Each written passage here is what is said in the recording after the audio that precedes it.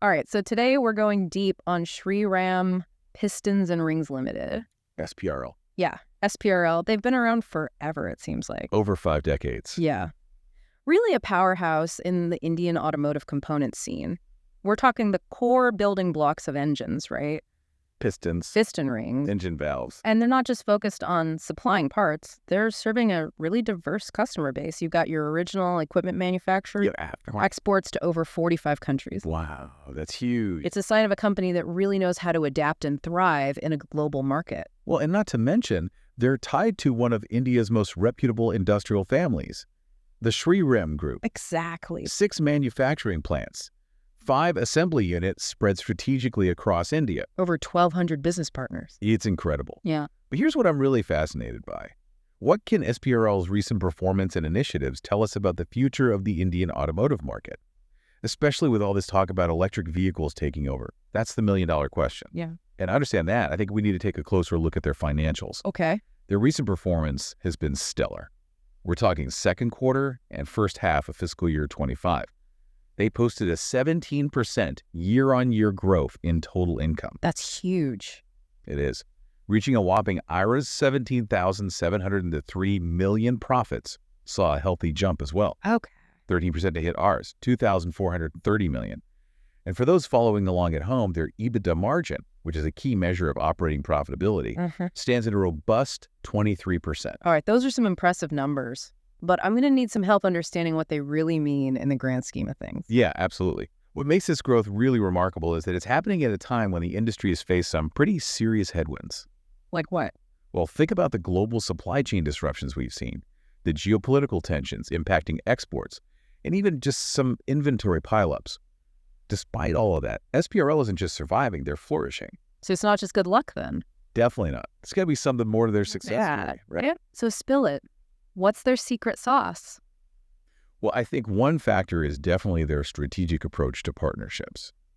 They've been forming alliances with global leaders in the industry since way back in the 1970s. Wow. Yeah. Companies like Kolb & Schmidt from Germany, Riken Corporation from Japan. Fuji Uzex, also from Japan, right? You got it. They've all played a role in SPRL's journey. So they've been learning from the best in the world for decades now. Smart, right? Yeah. And these aren't just, casual agreements. These are deep, long-standing collaborations that have given SPRL access to cutting-edge technology and manufacturing processes. In fact, Riken Corporation actually holds a 21.3% stake in SPRL. So they've put their money where their mouth is? That's a serious vote of confidence. But, we can't ignore the elephant in the room here. This whole shift to electric vehicles, is SPRL ready for this massive disruption? Yeah, that's the big question hanging over the entire auto industry. What do you think? Well, it's interesting. The Indian government has set some pretty ambitious targets for EV adoption. They're aiming for 30% market penetration by 2030. And EV sales are definitely skyrocketing, but the reality on the ground is a bit more nuanced, Okay. Unpack that for me. What are some of the challenges that EVs face in India specifically? Well, for starters, EVs are still a lot more expensive than traditional combustion engine vehicles in India. We're talking almost double the price tag. Wow. That's a major barrier for most consumers. And this higher cost, it's partly due to the fact that a lot of crucial EV components, they aren't manufactured in India yet. They have to be imported. So that drives up the price. Exactly. It's this classic chicken and egg scenario, right? Yeah. We need more EVs on the road to justify local manufacturing, but the high cost of imported parts is keeping those numbers down. Right. And then on top of that, there's the issue of charging infrastructure. Yeah, I was just thinking about that. India's charging network is still in its very early stages. While you might see charging stations popping up in major cities, we've got a long way to go to match the kind of coverage you see in, say, China or the U.S. Yeah, that's a big concern. Imagine being stranded on a highway with a dead battery and no charging station in sight. Yeah, range anxiety is real, especially in a country where the infrastructure is still developing. And it's not just about public charging stations either.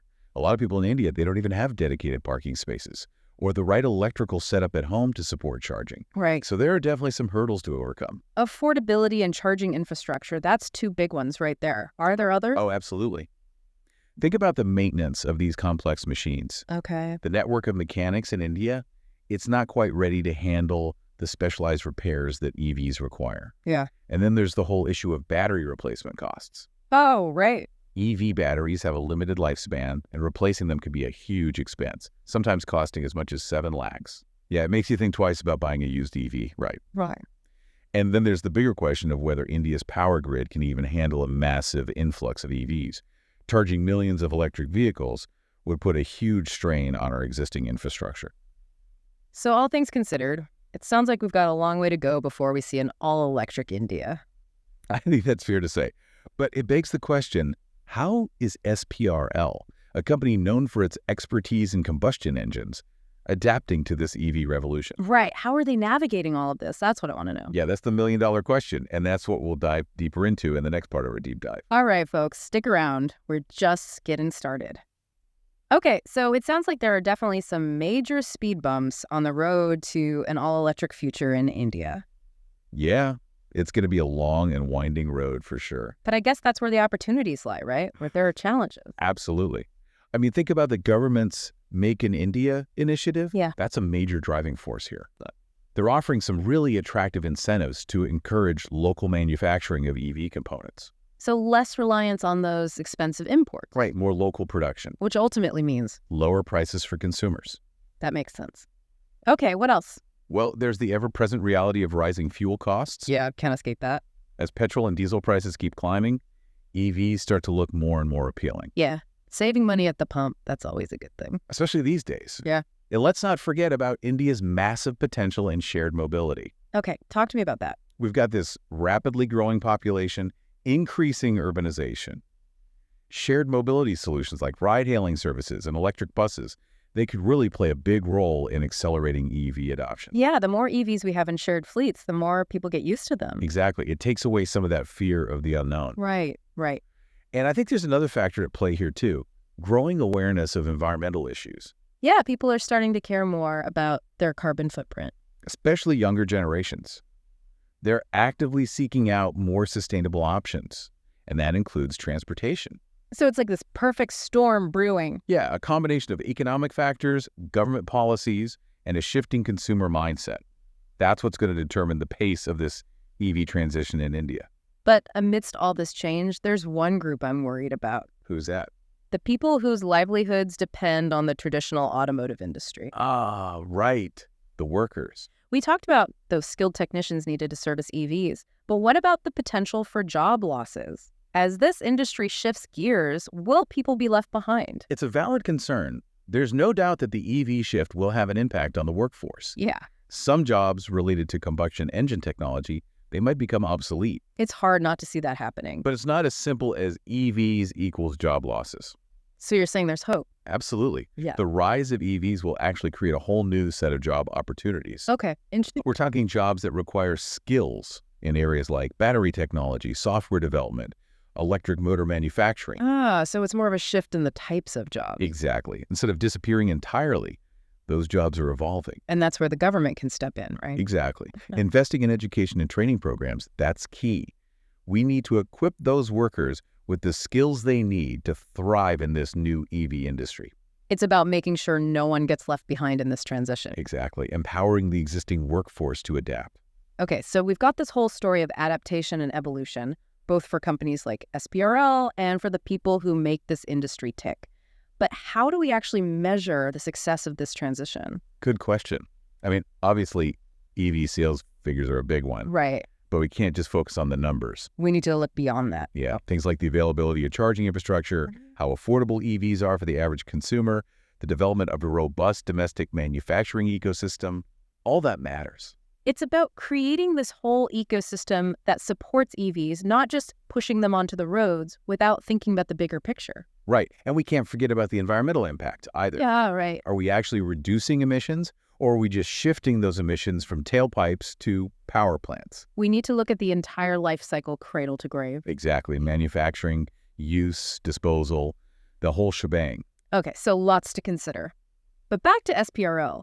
They're clearly making big moves in the EV space, but they're still heavily invested in those traditional engine components. Yeah. How are they balancing those two worlds? I think that's what makes SPRL's journey so fascinating. They're not just adapting to the EV revolution, they're actively trying to shape it. That's ambitious. And they're doing it while navigating all the complexities of this rapidly evolving market. Yeah, it's a tough balancing act. They're basically hedging their bets, which I think is a smart move in a market as dynamic and unpredictable as India. So they're playing it safe, but also being bold. They're deeply involved in the EV space, but they also understand that combustion engines are going to be a significant part of the landscape for a while. It's like they're straddling two worlds. Yeah.